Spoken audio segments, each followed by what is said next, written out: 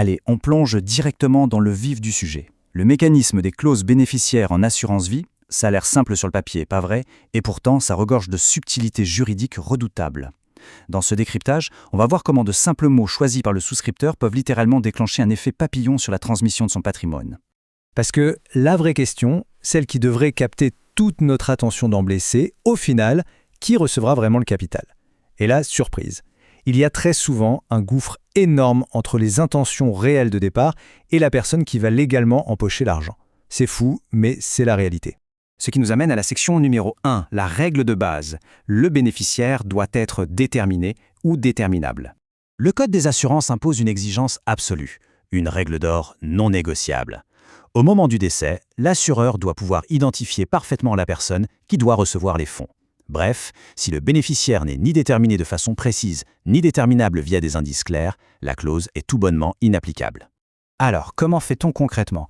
On a généralement deux grandes approches. D'un côté, la désignation nominative. On donne l'identité exacte, les coordonnées, c'est simple, c'est carré.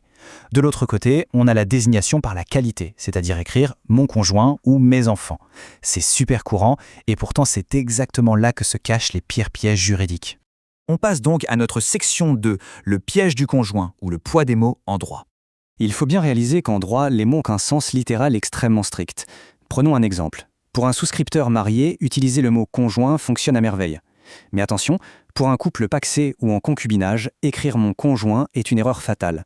Légalement parlant, le partenaire ne touchera rien, et le capital filera directement vers les bénéficiaires suivants.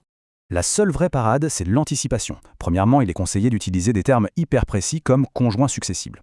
Deuxièmement, il faut anticiper les coups durs de la vie, par exemple en précisant « non engagé dans une procédure de divorce ».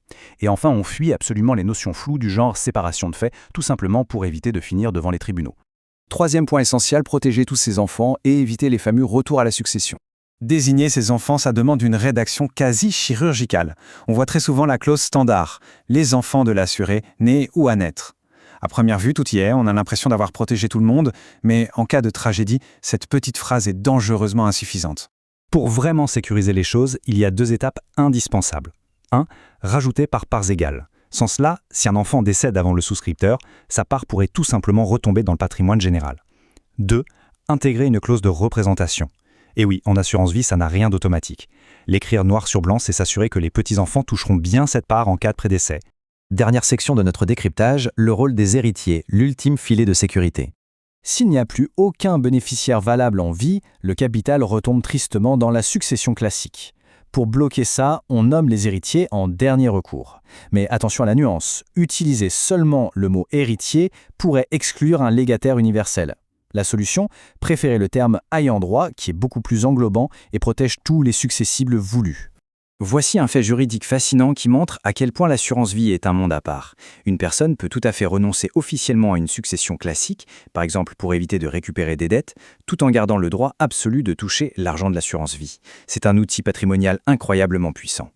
Pour conclure cette présentation, gardons bien à l'esprit cette réflexion un peu provocatrice. L'intention initiale survivra-t-elle à la loi? Le droit, finalement, ne lit que ce qui est écrit sur le papier. C'est vraiment l'anticipation et la définition stricte des mots qui constituent notre unique bouclier pour faire respecter notre volonté réelle. Ceci ne constitue pas un conseil en investissement ni une recommandation personnalisée. Rapprochez-vous de votre conseiller habituel pour plus de détails.